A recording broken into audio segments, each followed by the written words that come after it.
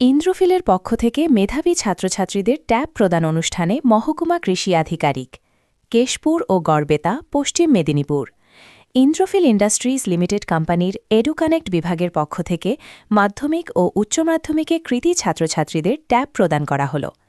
এদিন পশ্চিম মেদিনীপুর জেলার গড়বেতার রসকুণ্ডুতে দুজন ছাত্রছাত্রী এবং কেশপুরের একজন ছাত্রের হাতে ইন্দ্রফিল ইন্ডাস্ট্রিজ লিমিটেড কোম্পানির পক্ষ থেকে ট্যাব ও সার্টিফিকেট প্রদান করা হয়।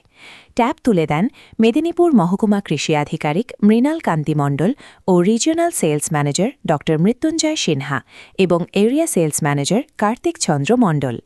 মেদিনীপুর মহকুমা কৃষি আধিকারিক মৃণাল কান্তি মণ্ডল জানান, সরকার কৃষকদের জন্য বিভিন্ন প্রকল্প এনেছে, আপনারা সেই প্রকল্পের সুবিধা নিন। সেই সঙ্গে কিভাবে আলু ও ধান চাষ করবেন সেই বিষয়েও উল্লেখ করেন।